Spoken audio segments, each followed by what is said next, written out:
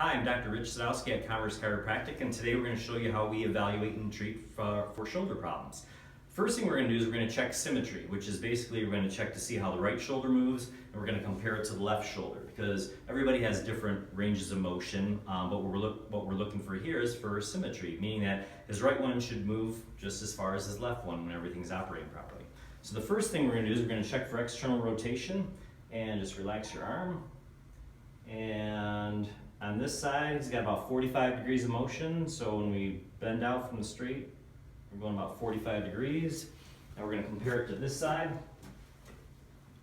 As we check this side, from straight out, he's only going about 10 or 15 degrees. So there's definitely something restricted here in his shoulder.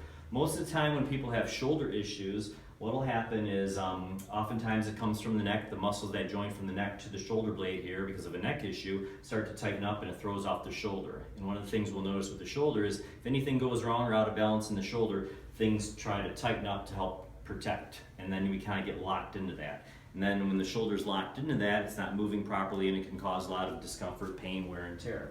So the way we adjust that is we're going to use our Impulse IQ adjusting instrument. And what this instrument does is a quick mechanical tapping, a quick thrust, and to help restore the motion in the areas that we're adjusting. This instrument also has a built-in accelerometer, which basically measures the motion of the joint, speeds up or slows down with it. Once it feels that motion has been restored, once it measures that, it beeps and turns off. So we're going to make some adjustments in a couple of these areas that basically reprogram it. Right here in the collarbone.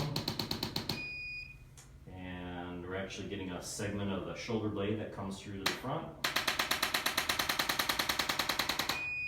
And we're going to get the biceps tendon, front of the arm, and top part of the arm.